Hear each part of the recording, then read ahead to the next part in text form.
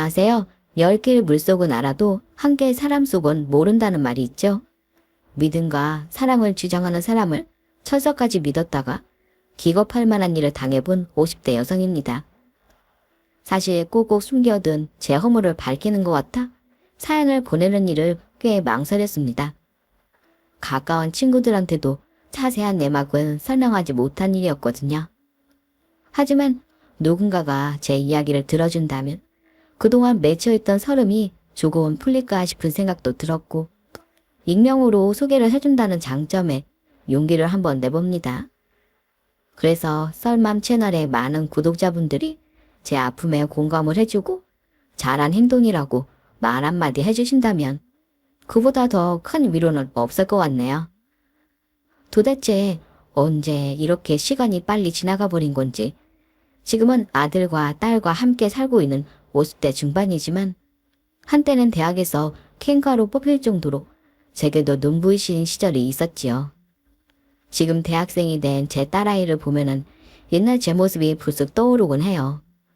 걱정 없고 싱그러웠던 그 시절이 못내 그립지만 만일 그 시절로 돌아갈 수만 있다면은 미팅 자리에는 절대 나가지 않을 것 같네요. 뭣도 모르고 모든 게 아름답게만 보였던 대학교 새내기 시절 대학 생활의 꽃은 미팅이라는 과 친구의 말에 난생 처음 다른 학교 한의학과를 다니는 남학생과 미팅이라는 걸 해보았죠. 키는 훤칠했지만 덥수룩한 바가지 머리에 어설프게 맨 넥타이가 촌스러웠던 그 남자가 제 파트너가 되었고 우리는 그날 영화도 보고 경양식 집에서 밥도 먹었습니다. 주구장창 공부만 하는 한의대생이라서 그런지 뭐든 어설프고 촌스러워서 한눈에 들어오지 않더라고요. 그래서 그날은 시간을 때우다 헤어져야겠다고 생각을 했는데 그래도 순수한 면모에 마음이 조금씩 가기 시작했습니다. 그래서인지 원격거래 그의 애프터 신청을 받아주었고 우린 다른 날 또 다시 만나서 데이트를 하게 됐죠. 두 번째 만남은 첫 번째 만남보다 분위기가 훨씬 더 화기애애했고 자꾸 보면 정이 든다더니 순수한 그 사람이 이제는 조금 더 매력적으로 보이더군요. 결국 그렇게 시작된 우리 두 사람은 연인이 되었고 대학교를 졸업할 때까지 사랑을 키워갔습니다. 남자친구가 군대를 갔다가 지대를 하고 석사까지 따는 동안 전 회사에 취직해서 밥벌이를 하고 있었죠. 벌이가 없는 남자친구 대신에 데이트 비용은 제 몫이었고 때 되면 옷 사입혀 신발 사신겨 팔자에도 없는 평강공주 노릇을 톡톡히도 했네요. 그래도 내 남자다 생각하니까 아깝지 않았습니다. 나중에 한의사 남편이 돼서 호강시켜 주겠다는 그 남자의 큰 소리가 밉지가 않았죠. 우리 두 사람은 그렇게 사랑과 믿음으로 다져진 한 쌍의 원한 커플이었습니다. 드디어 석사과정을 마친 남자친구는 대형 한의원에 취직을 했고 저에게 프로포즈를 하더라고요. 자기가 살던 자취방에다가 꽃다발과 촛불을 켜놓고는 제가 반지를 내미는 그 순간은 온 세상을 얻은 것처럼 행복했어요. 그동안의 고생을 한 번에 다 보상받는 것 같은 기분이었죠. 이선아, 그동안 내 뒷바라지 하느라 정말 고생 많았어. 자기 덕분에 내가 마음 놓고 공부도 할 수 있었고 이렇게 좋은 병원에 취직도 할 수 있었어. 이젠 나 미선이 너랑 평생을 함께하고 싶어. 나랑 결혼해 줄래? 오빠, 당연하지. 나도 오빠랑 영원히 함께하고 싶어. 정말? 정말이지? 그럼 미선이도 내 마누라 되는 거 맞지? 그럼 두말하면 잔소리지. 오빠, 우리 남들이 질투할 만큼 정말 행복하게 살자. 그래, 내가 우리 미선이 이 세상에서 제일 행복한 여자로 만들어줄게. 귀에는 종소리가 들리는 것 같고 눈앞엔 분홍 꽃잎이 흐드러지게 더러워지는 것 같은 기분이었습니다. 이 남자와 결혼해서 행복한 가정을 꾸릴 수 있다는 게 너무나 행복하고 좋았지요. 그렇게 서로의 마음을 확인한 우리 두 사람은 양가 어른들에게 결혼 허락을 받고 부부의 연을 맺었습니다. 이제 우리 두 사람의 앞길에는 꽃길만 펼쳐질 거라고 믿었죠. 한동안 우리 두 사람의 신혼은 꿀이 뚝뚝 떨어질 만큼 달콤했어요. 한의사가 된 남편은 또래가 버는 연봉보다 훨씬 더 많은 돈을 벌었고 직장생활을 꾸준히 해온 저 역시 적지 않은 연봉을 받았거든요. 집안 살림은 넉넉했고 남편과의 사이는 변함없이 단란했으니 신혼생활이 즐겁지 않을 리가 없었어요. 전 우리 두 사람의 결혼 생활이 이렇게 영원히 지속될 거라고 생각했죠. 그러나 인생살이가 어디 생각한 대로만 되겠습니까? 남편에게 벌어진 뜻밖의 사건은 우리 부부에게 닥칠 시련을 예고하고 있었습니다. 어느 날 시무룩한 표정으로 퇴근을 한 남편이 소파에 털썩 주저앉아 얼굴을 감싸더군요. 왜 그래? 병원에서 무슨 일이 있었어? 미소나, 이제 우리 어떡하냐? 나 병원에서 해고당하게 생겼어. 뭐? 갑자기 그게 무슨 소리야? 당신이 왜 해고가 돼? 내가 교통사고 환자에게 침 실수를 했는데 갑자기 한쪽 다리가 마비됐다면서 소송을 걸겠다고 난리야. 분명 내 잘못이 아닌데 그 환자는 나 때문에 다리를 절게 생겼다고 배상금을 요구하는데 정말 어떻게 해야 할지 모르겠어. 세상에 그런 법이 어딨어. 당신 잘못이 아닌데 왜 당신이 배상을 해야 하는 건데. 병원에서도 내 과실이 아니라는 건 알지만 환자가 언론에 뿌리겠다고 협박까지 하니까 병원에선 그 환자와 적당한 선에서 마무리하겠다는 거야. 그 대신 나보고 병원을 나가달래. 뭐라고? 그게 말이야 방귀야. 그런 일에는 당연히 병원이 의사를 지켜줘야지. 나가라니? 그게 말이 돼? 나도 그렇게 말해봤는데 어쩔 수 없다는 말뿐이야. 그게 아니면 내가 개인적으로 배상도 해야 하고 재판도 치르려 하는데 아무리 생각해도 방법이 없어. 우리 부부에겐 정말 충격적인 소식이었어요. 남편이 그 병원에 취직하려고 얼마나 애를 썼는데 이런 식으로 쫓겨날 줄은 상상도 하지 못했죠. 하지만 우리가 할 수 있는 일은 별로 없었습니다. 병원에서 그 환자에게 위자료를 지급하고 남편을 해고를 하는 걸로 이 사건을 마무리할 수밖에 없었죠. 잘 나가는 한의사에서 갑자기 백수가 돼버린 남편 마음이 얼마나 헛헛했을까요? 전 그런 남편에게 절대 기죽지 말라고 응원을 보냈죠. 살다 보면 별일이 다 있는 거지. 이런 일로 좌절하지 마. 한방병원이 어디 거기 하나뿐이야? 중심에서 천천히 알아보면 되지. 그동안은 내가 우리 남편 먹여 살릴 테니까 걱정하지 말고. 알았어. 여보, 정말 고맙고 미안해. 내가 다른 병원에 이력서 열심히 넣을 테니까 조금만 기다려줘. 그래, 그러니까 이제부터 인상 펴고 사는 거다. 알았지? 알았어. 전 시집간 남편의 용기를 북돋아 주었습니다.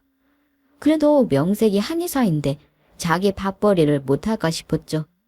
그런데 우리 생각과는 달리 남편의 재취업은 쉽게 이루어지지 않더라고요. 이름난 병원엔 의료사고를 낸 한의사라는 소문이 돌아서 이력서를 넣기도 어려웠고 의원급 동네 한의원에는 남편이 엉덩이를 깔고 앉을 자리 자체가 드물었어요. 더구나 큰 한방병원에서 근무했던 남편은 눈이 높아질 대로 높아져서 작은 병원 자리에는 콧방귀부터 끼었죠. 남편의 백수 생활은 1년 넘게 이어졌고 결국 지친 남편은 한의학 박사 과정을 밟겠다고 선언을 하더라고요. 차라리 이럴 바에는 더 늦기 전에 박사까지 따서 자신의 진로를 다시 개척하겠다는 생각이었죠. 저도 남편의 생각이 나쁘지 않다고 생각했어요. 둘이 벌다 혼자 버니까 살림살이가 좀 팍팍했지만 그래도 우리 두 사람이 박 굶을 일은 없다고 생각했으니까요. 그래서 전 박사를 따겠다는 남편의 결정에 동의했죠. 그렇게 뒤늦은 남편 뒷바라지가 또다시 시작되었어요. 전 회사에서 부지런히 일을 하며 생활비와 남편 학비를 충당했고 다시 학교로 다니는 남편 대신에 집안 살림까지 챙겨야 했죠. 당연히 고되고 힘들 수밖에요. 개인 시간은커녕 베개에 머리를 대자마자 코를 골며 골아 떨어지기가 바빴으니 말 다 한 거죠. 그래도 남편 박사 한번 만들어 보자는 일념으로 이를 악물고 버텼습니다. 시어머니는 그런 저에게 무척 미안해 하셨어요. 우리 며느리가 아니었으면 그때 제가 어떻게 살았을지 모르겠다. 이제 겨우 자기 밥벌이를 하면서 남편 노릇을 할 줄 알았는데 또 너한테 신세를 지게 생겼으니 내가 네 얼굴을 보기가 너무 민망하고 부끄럽구나. 아유, 어머니도 참 신사라뇨. 그런 말이 어딨어요. 근태 씨도 정말 열심히 공부하고 있어요. 다 좋은 나라 그리면서 열심히 하는 거죠, 뭐. 걱정 마세요. 우리 잘할게요. 아이고, 우리 며느리가 천사구나, 천사야. 그래도 시어머니가 제 노고를 알아주시니까 위로가 되더라고요. 혼자 되신 지 한참 된 시어머니는 절 특히 예뻐하셨죠. 아들만 있는 집안에 막내딸 같은 며느리가 들어왔다며 얼마나 좋아하셨는지 몰라요. 시어머니는 나이에 비해서 품이나 몸가짐이 훌륭하셨어요. 전 그런 시어머니 덕분에 시집살이라는 건 조금도 모르고 살았어요. 제게 시어머니는 친정엄마라 다름없는 분이셨습니다. 그렇게 전 남편 뒷바라지를 하며 간간히 시어머니와 함께 시간을 보내곤 했죠. 그래도 멀지 않은 곳에 사셔서 문득 마음이 지칠 때면은 시어머니를 찾아가 투정도 부리곤 했어요. 그럴 때마다 시어머니는 어리광을 부리는 며느리에게 사랑을 듬뿍 선사해 주시곤 했죠. 그런데 말입니다. 세상에 어떻게 이런 일이 있을 수 있을까요? 시어머니 생신날 남편과 함께 외식을 가게 됐는데 너무 충격적인 일을 목격하고 말았죠. 시어머니가 평소 좋아하시던 열대과일을 한 입에 넣으시더니 딱딱한 껍질도 까지 않고 오두둑 오두둑 씹으시더라고요. 아니 어머니 왜 그걸 그냥 드세요? 껍질을 까서 드셔야죠. 아, 껍질이라니? 이게 팥떡이잖아. 네, 어머니 왜 그러세요? 그게 무슨 팥떡이에요? 그거 어머니가 좋아하는 열대과일이잖아요. 열대과일. 이게 과일이야? 난 팥떡인 줄 알았는데. 고개를 갸우뚱하며 입속에 있던 걸 탁 하고 뱉어버리시는 시어머니 모습이 너무 낯설게 느껴지더군요. 절대 그런 행동을 하실 분이 아닌데 저 순간 불길한 예감이 들었어요. 시어머니의 이상 행동은 그뿐만이 아니었어요. 식사를 마친 후 엘리베이터를 타고 지하 주차장으로 내려가고 있었는데 갑자기 시어머니가 남편에게 이렇게 묻는 게 아니겠습니까? 우리가 지금 어디 가는 거지? 날도 추운데 그냥 집에 있을걸. 엄마, 갑자기 그게 무슨 소리야? 우리 지금 밥 먹고 집에 가려는 거잖아. 엄마, 오늘 왜 자꾸 이상한 소리를 자꾸 해? 응? 우리가 지금 집에 간다고. 집에서 나온 게 아니고? 시어머니는 자꾸 엉뚱한 소리를 하셨고 남편과 저는 어머니에게 무슨 일이 생겼다고 확신했죠. 그리고 병원에서 정밀 검사를 해본 결과 급성 치매라는 뜻밖의 진단을 받게 되었습니다. 아들 둘 생일은 물론이고 며느리 생일과 전화번호까지 달달 외우던 시어머니가 치매라니요. 제게 친정엄마나 다름없는 분이신데 그런 소중한 분이 점점 기억을 잃고 제 얼굴도 알아보지 못할 거란 사실을 도저히 받아들일 수가 없었습니다. 그러나 시어머니의 증상은 의사의 예고대로 하루가 다르게 심해지더군요. 가족들 얼굴을 못 알아보는 건 물론이고 지금 사는 집보다 옛날에 살았던 집을 더 기억하셨어요. 지나가는 행인을 보고 돌아가신 시아버지 이름을 부르기도 하셨고 배변을 가리지 못하고 민망한 상황이 생긴 적도 여러 번이었습니다. 그런 시어머니를 돌볼 사람이 사실상 저밖에 없었어요. 당시에는 치매 요양병원도 마땅치 않았고 1년 365일 간병인을 쓰기도 부담이 됐죠. 그렇다고 박사를 따겠다며 공부를 하고 있는 남편이나 장가를 가지 않고 지방 건설 현장을 전전하는 아주버님이 아픈 시어머니를 돌볼 거라고 기대하는 것도 무리였어요. 결국 저는 남편 뒷바라지에다가 치매를 앓고 있는 시어머니도 돌봐야 했고 저희 집 집안 살림까지 챙겨야만 했습니다. 제가 회사에 가 있는 시간에는 요양보호사가 시어머니를 지키고 있었지만 며느리만 찾는 시어머니의 생태 덕분에 요양보호사도 오래 버티지 못하고 툭하면은 그만두기 일쑤였어요. 입으로 하는 말이라서 쉽지 사실 그 모든 일을 감당하는 건 결코 쉬운 일이 아니었어요. 그래도 전부 포기하고 싶지 않았습니다. 남편의 꿈이 이루어지는 것도 보고 싶었고 제게 살가운 사랑을 주셨던 시어머니가 건강을 회복하는 모습도 보고 싶었어요. 그래서 정말 힘이 들었지만 이 악물고 하루하루를 버티며 살았죠. 그런 저에게 묻지도 울지도 못할 일이 생기고 만 겁니다.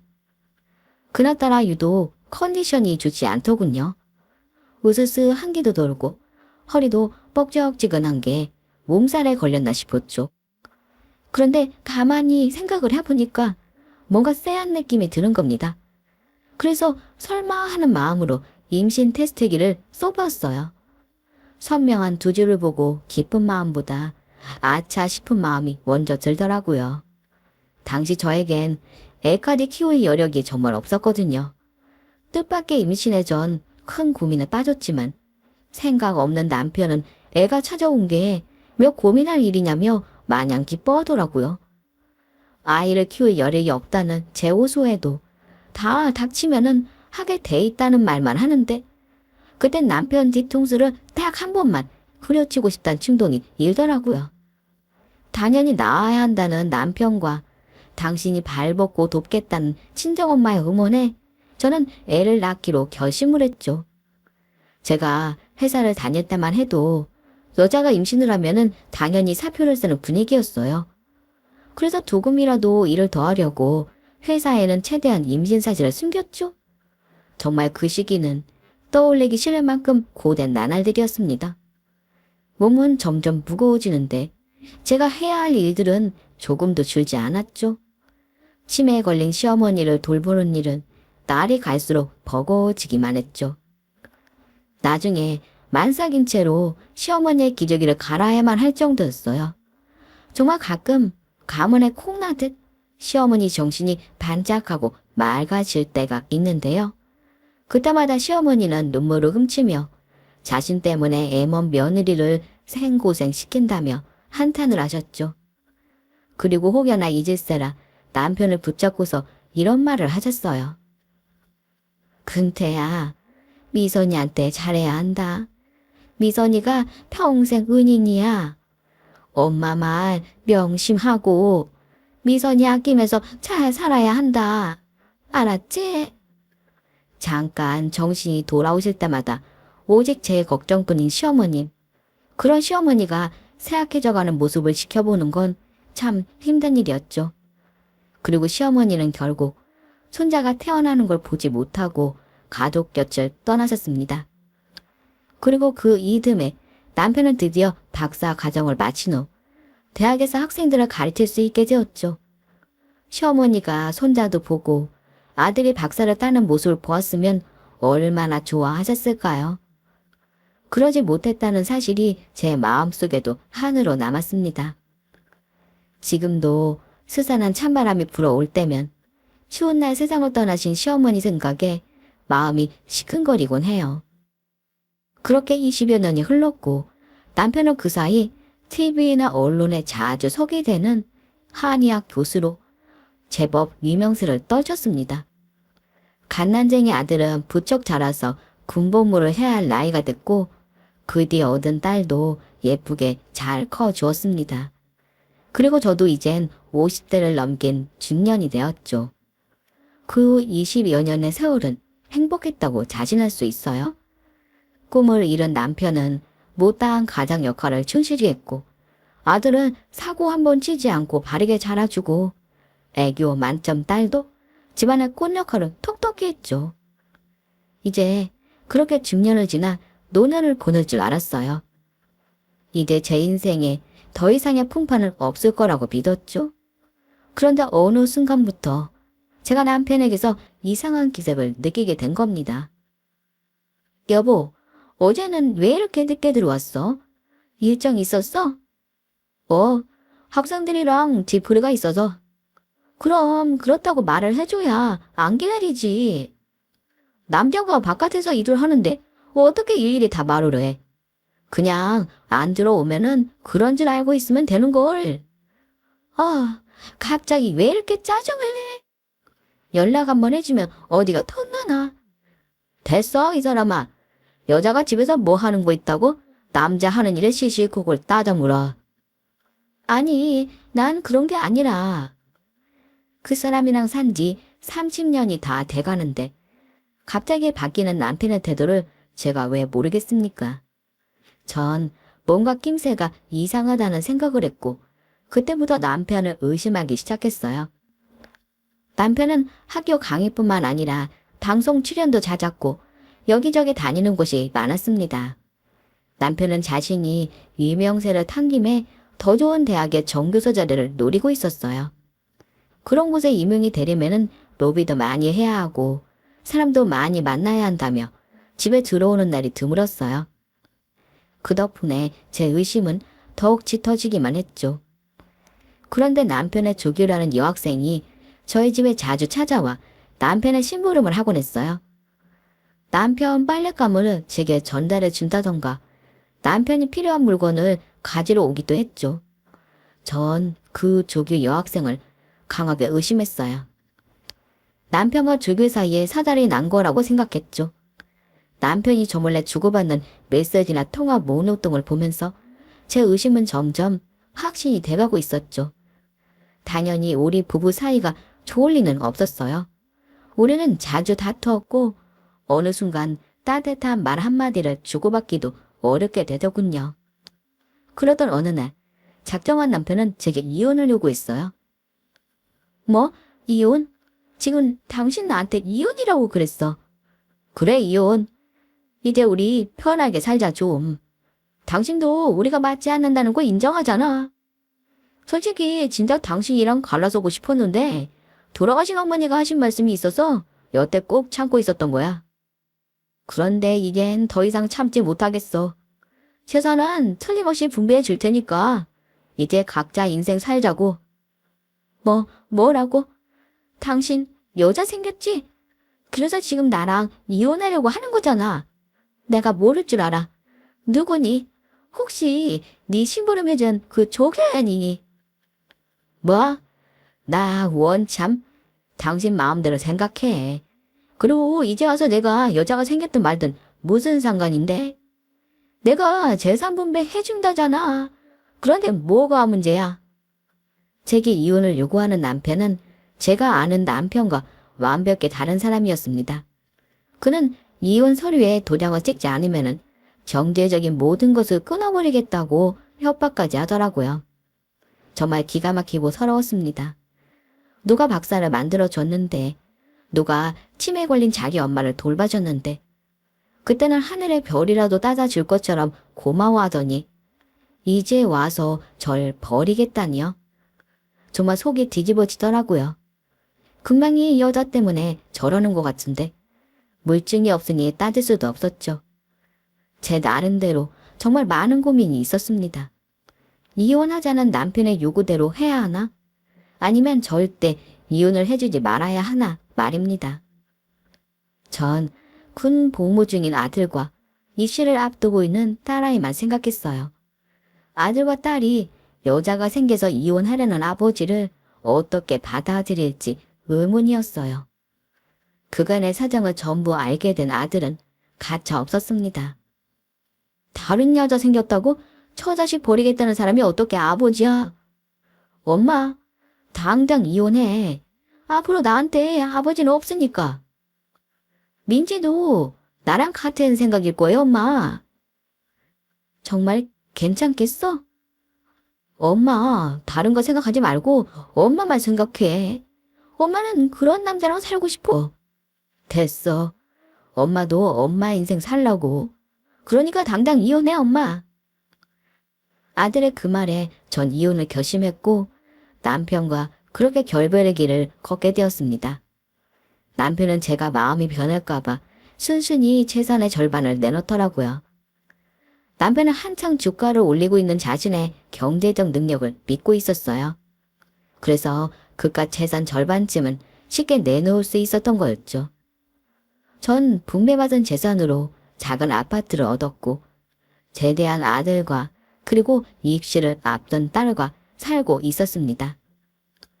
라디오를 듣는 게 제 일상의 작은 취미였는데 불쑥 남편의 목소리가 나오면은 재빨리 꺼버리곤 했죠. 나중엔 남편이 어느 유명 대학의 정교수가 됐다는 이야기도 듣게 됐어요. 이혼을 하고도 승승장구하는 남편이 정말 얄미웠지만 최대한 제 인생에서 남편을 배제하려고 노력하며 살았습니다. 그러던 어느 날이었어요. 전 아는 분의 결혼식 때문에 길 나섰는데 아주 우연히 제 눈에 익숙한 사람을 목격한 일이 있었죠. 다름 아닌 그 사람은 바로 저와 이혼을 한 전 남편이었습니다. 그 인간은 조금은 후미진 골목길을 향해 걷고 있었어요. 전 남편은 절 보지 못했고 저만 그를 목격한 상황이었는데 갑자기 제 머릿속에 이런 생각이 드는 겁니다. 도대체 저 인간은 어떤 여시한테 올려서 마누라의 자식 다 내팽개치고 이혼을 했을까? 그런 의문이 강하게 들면서 저도 모르게 전 남편의 뒤를 따르고 있더라고요. 솔직히 이제 와서 알아내면 뭐 한다고 치졸하게 미행을 하나 싶었어요. 그래서 전 남편 뒤를 따르는 발길을 돌리려고도 해봤죠. 그런데 정말 궁금하고 호기심이 일어서 못 견디겠는 겁니다. 먼 발치에서 그 여자 얼굴이라도 한번 보자는 생각이 들었고 전 은근슬쩍 전 남편을 뒤를 밟았습니다. 그런데 굽이진 골목길을 성큼성큼 걷던 그 사람은 어느 건물을 힐끗 보더니 안으로 쏙 들어가더라고요. 5층짜리 건물이었는데 2층엔 막싱샵이 있었고 3층엔 기온이고 4층과 5층은 PC방이 들어서 있었죠. 그중 어느 가게로 들어갔는지 알아 방도가 없었어요. 사실 안다고 해도 큰 의미는 없었죠. 전 남편 뒤를 쫓으면 그 여자 얼굴이라도 한번 볼 수 있을 거라고 생각했는데 결국 그것도 소용이 없게 돼버린 셈이었어요. 전 그 인간 뒤를 캐는 건 포기하고 다시 결혼식장을 향해서 발길을 돌렸어요. 그런데 바로 그 순간이었습니다. 갑자기 제 옆으로 훅 다가온 그림자 하나가 제 귓가에 대고서 이런 말을 하는 게 아니겠습니까? 따라온 사람 없었죠? 깜짝이야. 너 누구세요? 당신은 조교 학생? 오랜만이에요, 사모님. 이런 곳에서 만날 줄은 몰랐네요. 사모님도 박 교수님을 미행하고 계셨던 거예요? 미행이라뇨? 그게 무슨... 아까부터 쭉 보고 있었습니다. 사모님이 박 교수님들을 쪼고 계셨던가 말이에요. 아니, 전 그게 아니라... 전 심장이 떨어질 만큼 정말 크게 놀랐습니다. 제게 말을 건 사람이 과거 남편의 조교라는 사실도 그리고 제가 그 인간의 질을 슬금슬금 미행하고 있었던 사실을 그 여자가 알고 있다는 것도 말이에요. 괜찮습니다. 사실 저도 박 교수님을 미행하고 있었거든요. 박 교수님이 사모님과 이혼했다는 사실도 알고 있어요. 그럼 저 인간이랑 그쪽이랑은 깊은 사이가 아니란 말이네요. 네. 아니, 사모님. 무슨 그런 말씀을. 제가 박 교수님이랑 나이 차가 얼마나 많이 나는데요. 제가 미쳤습니까? 아니구나. 저도 아니라고 생각은 했어요. 그런데 도대체 왜 저 인간을 미행하는 건데요? 솔직히 전 그 조교가 남편의 상관녀라고 생각했었는데 괜스레 민망해졌죠. 그런데 그 조교가 뜻밖의 말을 꺼내더라고요. 하긴 이젠 사모님한테 이런 말씀을 드려도 되겠죠? 사실 박 교수님은 제가 있던 학교에서 여러 가지 문제가 많았어요. 사모님도 아시잖아요. 박 교수님이 얼마나 명예욕에 목말라 하는지. 그래서 박 교수님은 요지에 갈 수 있다면은 늘 여기저기 로비를 하느라 정신이 없었습니다. 주기의 설명은 이러했습니다. 명예나 권력에 눈이 벌게져 있던 남편은 항상 누구를 접대하고 누구를 만나야 하는지 그런 것에만 관심이 많았다는 거였죠. 남편의 조교였기 때문에 그녀는 누구보다도 그런 남편의 속성을 잘 알고 있었던 거였고요. 그 조교는 남편의 여러 가지 비위나 부당한 행동을 여러 번 목격했다고 해요. 심지어는 그와 관련된 심부름까지 했고요. 하지만 교수의 그런 모습에도 꼭 참았다고 합니다. 조교라는 자리가 교수의 절대적 권력에 휘둘리는 자리니까요. 그녀는 교수가 끌어줘야 자신의 미래도 밝아진다는 걸 잘 알고 있었던 겁니다. 하지만 전 남편은 오직 자신의 자리에만 관심이 있었고 자신의 뒤치다거리를 해준 조교의 미래에는 조금도 관심이 없었던 거죠. 결국 그 인간은 조교와 약속했던 모든 걸 저버리고 자신의 출세를 위해서 다른 학교로 떠나버렸다는 겁니다. 제가 얼마나 억울하고 열이 받았으면 박 교수님의 모든 비리와 부당한 행동을 밝히기 위해서 증거를 수집하고 있겠어요. 오늘도 박 교수님이 누구를 만나고 있는지 알아내려고 미행을 하고 있었던 거예요. 박 교수님이 워낙 철두철미해서 엄청 조심스럽거든요. 오늘 일부러 뱅뱅 돌아서 저 건물에 들어간 이유가 틀림없이 있을 거예요. 전 그 조교 여학생의 말을 듣는 순간 망치로 머리를 맞은 듯한 기분이 들었습니다. 제가 얼마나 물러터진 여자였던지 부끄러워졌죠. 전 가정버린 남편을 향해서 치사하고 더러워서 이혼해 주겠다는 식이었는데 이 조교는 여자가 한을 품으면 모녀오래도 서리가 내린다는 것을 몸소 실천하고 있었던 겁니다. 그녀는 자신에게 거짓말을 해가면서 실컷 부려먹은 그 인간에게 철저히 복수를 하고 싶었던 거죠. 그래서 전 남편의 뒤를 밟고 있었던 겁니다. 그런 조교를 보고 남편을 순순히 놓아줬던 게 너무 후회가 됐어요.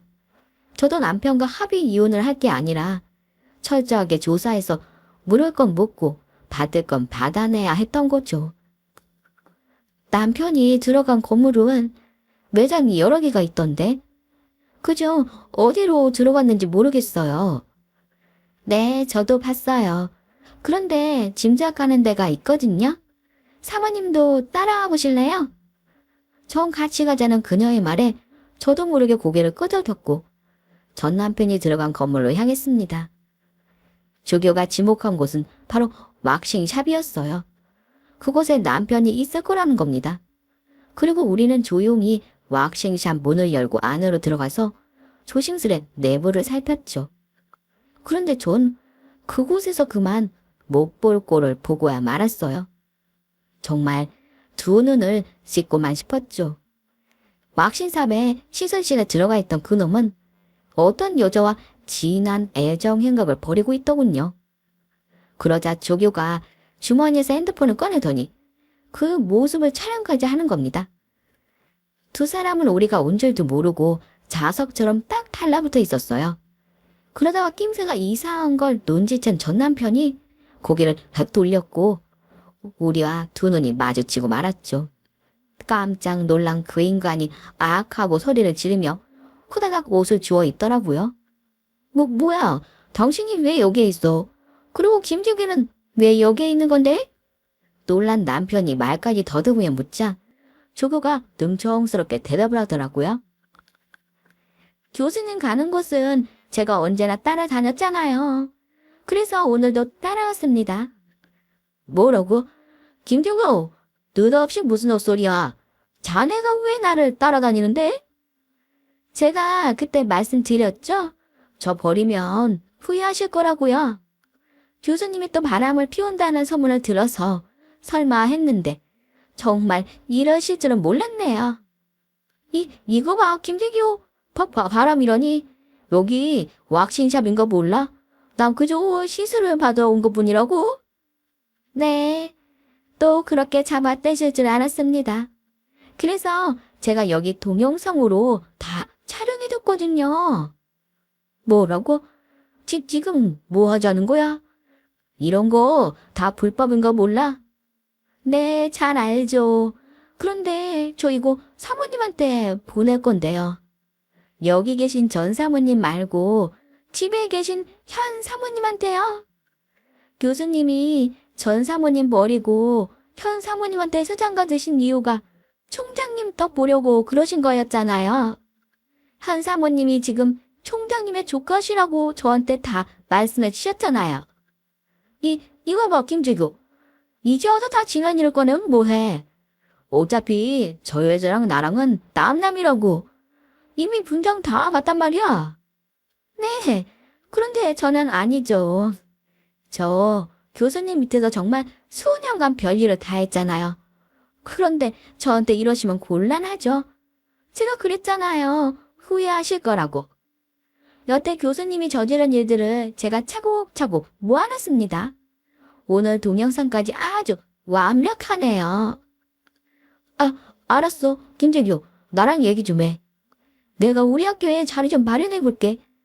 그러니까 경거망동하지 말고 생각 잘하라고. 아니요. 제가 왜 그래야 합니까? 여태껏 당한 게 있는데 또 당하라고요? 암튼 전 볼일 다 봤으니까 남은 시간 즐겁게 보내십시오. 김재규는 전 남편에게 똑 부러지게 말을 하더니 건물 밖으로 나가더군요. 전 죽상을 하고 있는 그놈에게 이렇게 말했어요. 야, 박근태, 나랑 이혼한 이유가 바로 그거였니? 네 7세 동아줄 잡으려고 처자식 다 버려버린 거야? 나 한참 기가 막혀서. 너 두고 봐. 내가 당신 망하는 꼴을 꼭 보고 죽어야 어이씨, 김재기 때문에 머리 아파 죽겠는데 당신까지 왜 이래? 그러고 보니까 뭐야?